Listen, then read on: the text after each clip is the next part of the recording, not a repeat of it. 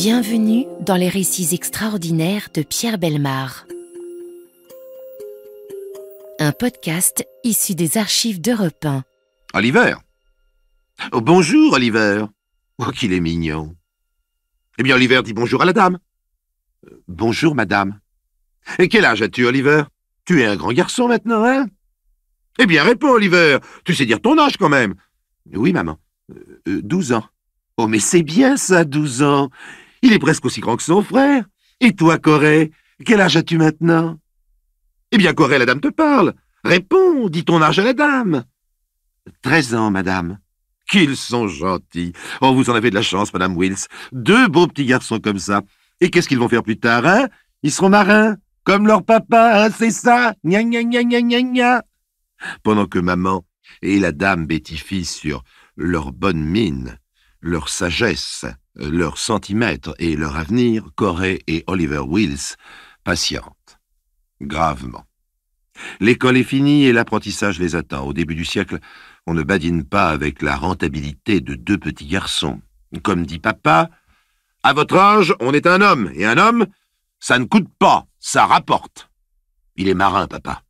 Enfin, pas tout à fait. Il est cuisinier sur un bateau. On ne le voit pas souvent.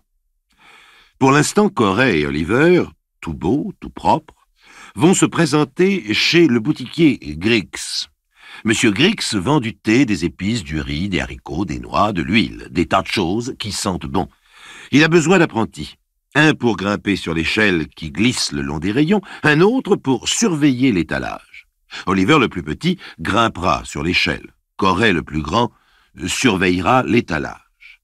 Et s'ils ne font pas bien leur travail, Rufus, le grand commis, se chargera de leur botter les fesses avec sagacité. Eh bien, on est contents, les enfants. On va travailler. On va rapporter de l'argent à sa maman. C'est bien ça, hein? Gna gna gna gna gna gna.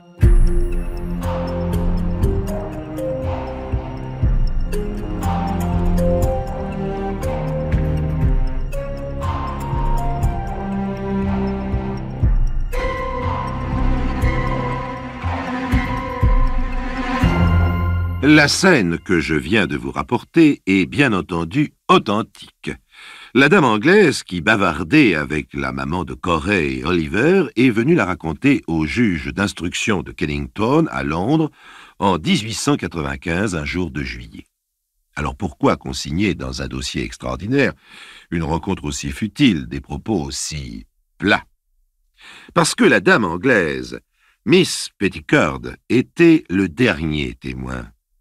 La dernière personne à avoir vu la victime vivante.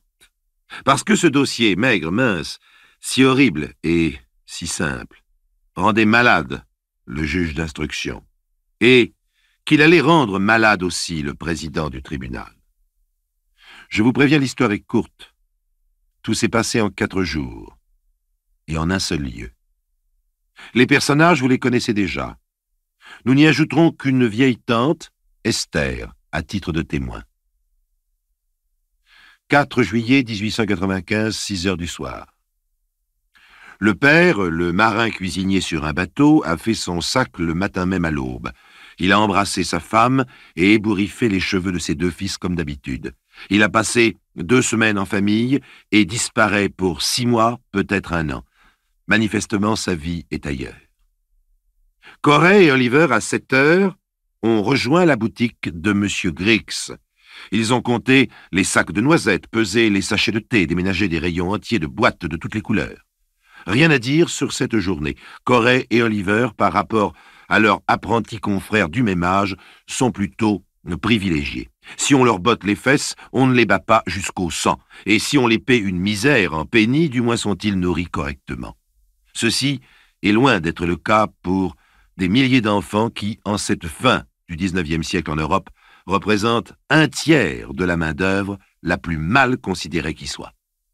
Donc Corey et Oliver, bien habillés, propres, convenablement nourris, bien élevés, dit-on, rentrent chez eux.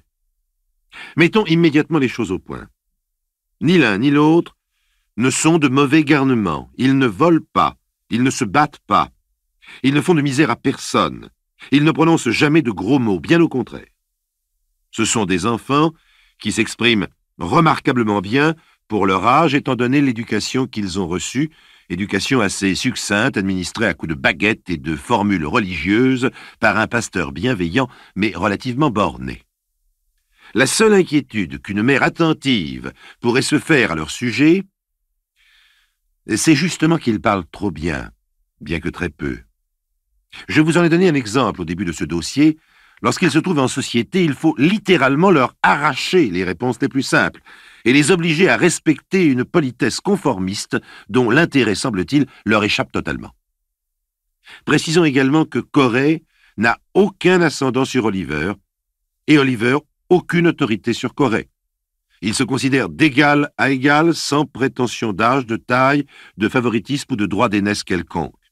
Autrement dit, ils ne s'imposent rien l'un à l'autre et vivent apparemment dans une excellente harmonie. Physiquement d'ailleurs, ils se ressemblent assez curieusement. Il faut, pour les distinguer, faire attention à des nuances délicates.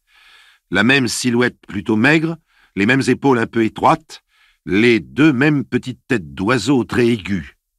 C'est à peine si les yeux de Corey sont un peu plus noirs et un peu plus plissés que ceux de son frère. C'est à peine si le teint d'Oliver est un peu moins mat que celui de son frère. Ces petites nuances sont noyées dans la même expression du visage, une expression difficile à rendre avec des mots.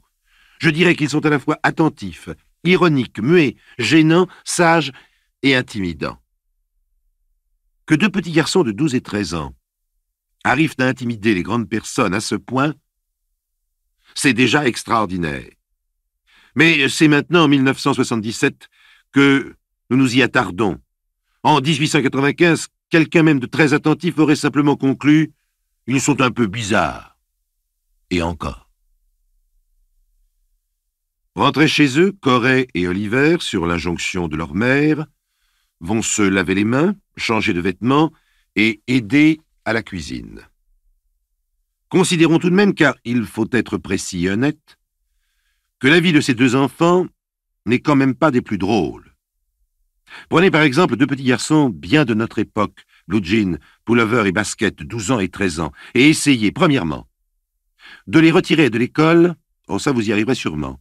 Deuxièmement, de les faire se lever à 6 heures du matin, ça c'est déjà plus dur. Troisièmement, de les envoyer travailler toute la journée chez un boutiquier grincheux, s'y faire nourrir de soupe ou haricots, botter les fesses et renvoyer chez eux à 6 heures du soir. Quatrièmement, accordez-leur 10 minutes de trajet et remettez-les immédiatement aux travaux domestiques. Et vous aurez droit à quoi aujourd'hui? À une manif. Cet aparté pour que vous compreniez que si Corey et Oliver, en 1895, sont considérés comme bien traités, le traitement en question n'est pas du tout adapté à la fragilité enfantine. La maison dans laquelle ils vivent est des plus simples, une grande pièce qui sert à la fois de cuisine, de salon, de salle à manger et 2 chambres à coucher minuscules, une pour la mère, une pour les enfants.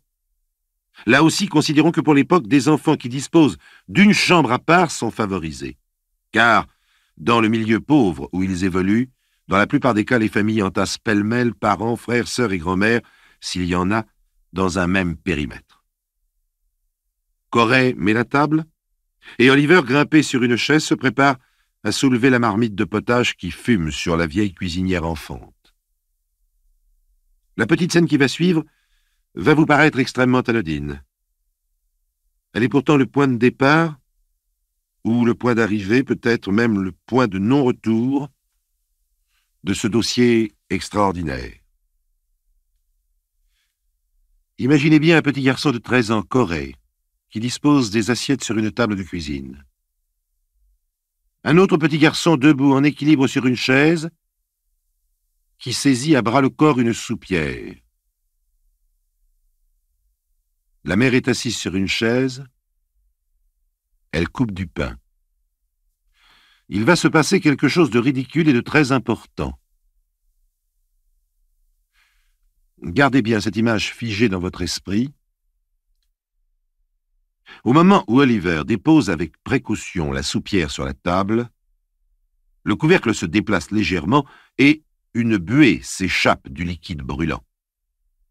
Intéressé par ce petit événement, Oliver se met à jouer avec le couvercle de la soupière.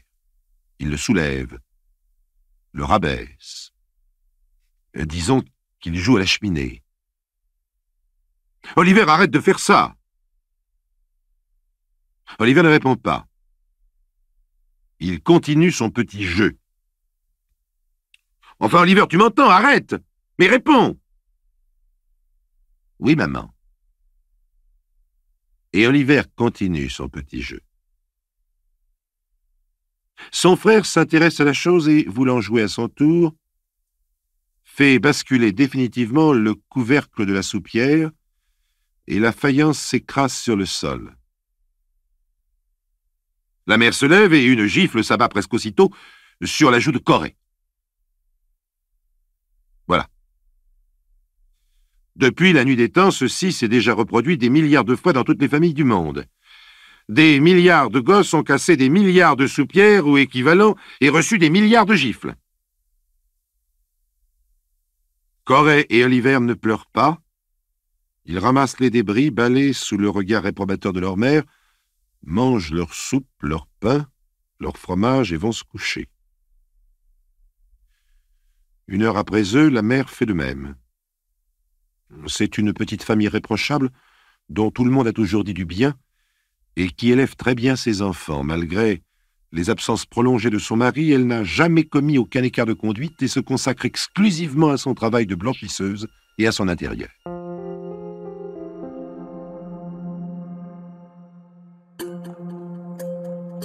Les récits extraordinaires de Pierre Bellemare, un podcast Europe 1. Le lendemain matin, 5 juillet 1895, Corey et Oliver ne se lèvent pas à 6 heures du matin. Ils dorment jusqu'aux environs de 10 heures, et à 10 heures, surgit inopinément la tante Esther. « Vous êtes tout seul ? » ?»« Où est maman ? » ?»« Elle est allée à Liverpool, notre oncle est mort. Maman est partie pour l'héritage. »« Ben, qu'est-ce que vous faites tout seul ? » ?»« On joue aux cartes. »« Mais vous n'allez pas travailler ? » ?»« Maman préfère qu'on reste à la maison pendant qu'elle n'est pas là. » 6 juillet, rien. Corey et Oliver ne sortent pas de la maison. 7 juillet, rien. Rien sauf une petite sortie. Corey est allé rendre visite à un petit voisin qui passe pour l'idiot du quartier et l'a invité à venir jouer avec eux à la maison. De son côté, Oliver est allé faire quelques courses. 8 juillet. Vers midi, nouvelle visite de la tante Esther. Maman n'est pas revenue ? Non, pas encore. Et elle n'a pas écrit. La tante Esther est pour le moins inquiète. Il n'y a jamais eu d'oncle à Liverpool. Il est possible que les enfants ne le sachent pas et que leur mère ait inventé ce prétexte. Mais la situation est si inhabituelle que la tante Esther décide de faire le tour de la maison histoire de vérifier. Première surprise, la chambre des enfants ressemble plus à une salle de cabaret qu'à une nurserie. Atmosphère enfumée, whisky sur la table, un tapis, des cartes, des jetons.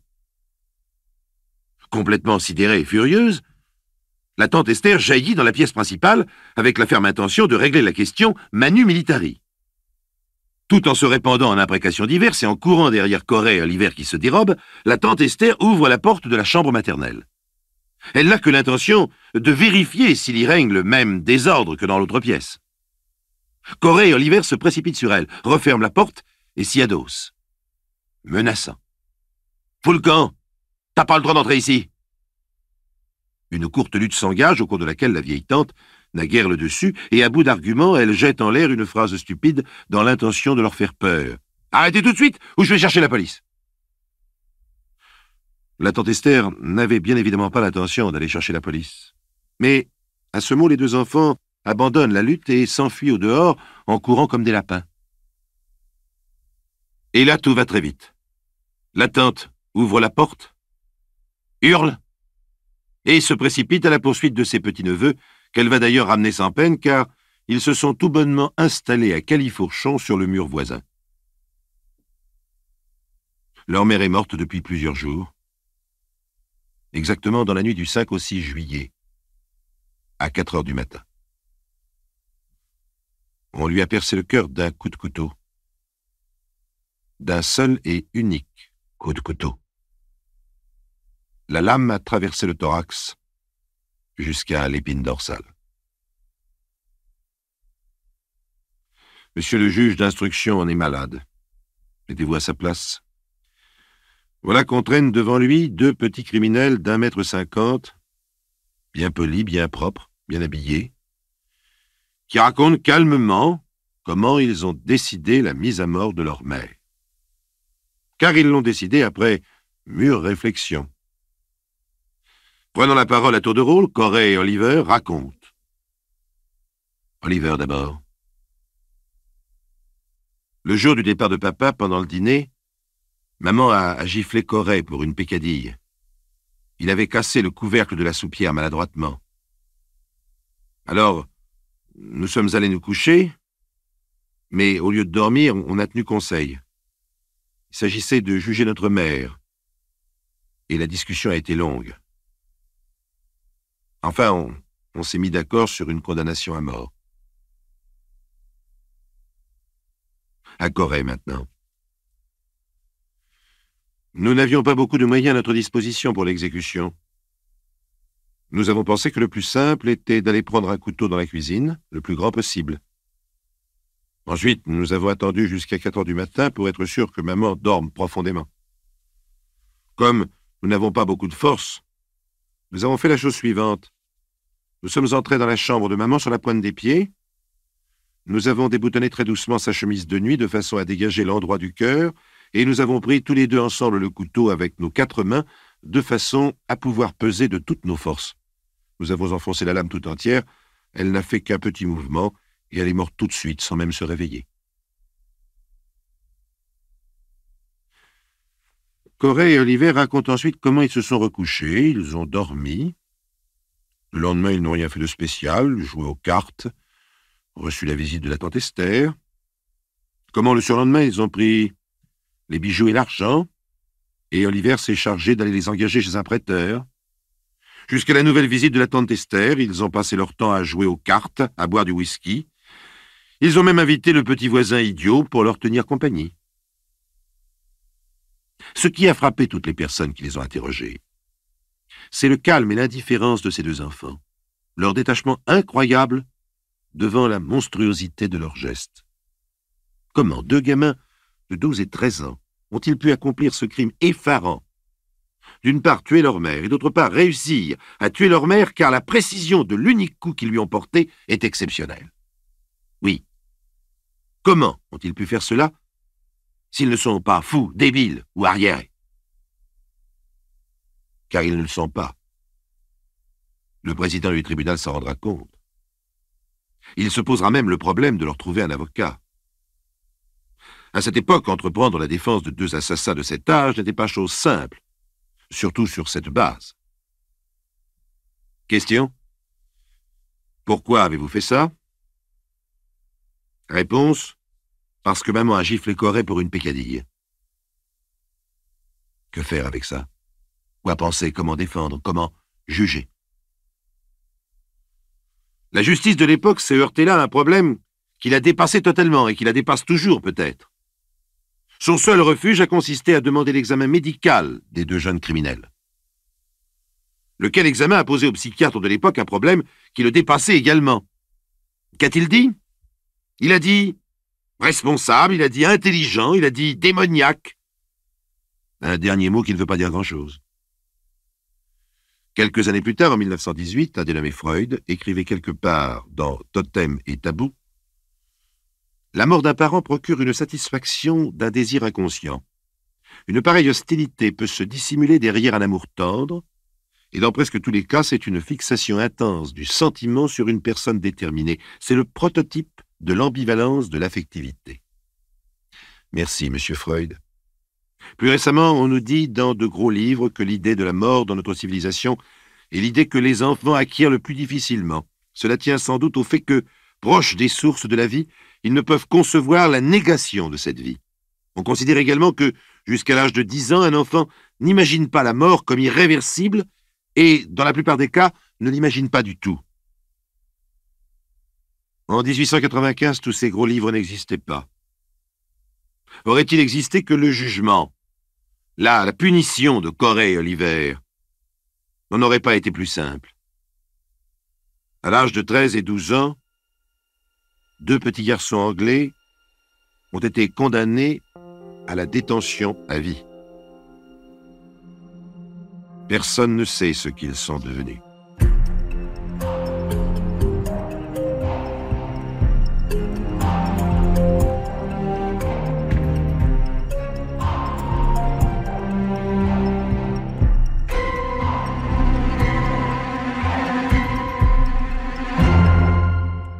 Vous venez d'écouter Les récits extraordinaires de Pierre Bellemare, un podcast issu des archives d'Europe 1 et produit par Europe 1 Studio. Réalisation et composition musicale, Julien Tarot. Production, Raphaël Mariat. Patrimoine sonore, Sylvaine Denis, Laetitia Casanova, Antoine Reclus. Remerciements à Roselyne Bellemare. Les récits extraordinaires sont disponibles sur le site et l'appli Europe 1. Écoutez aussi le prochain épisode en vous abonnant gratuitement sur votre plateforme d'écoute préférée.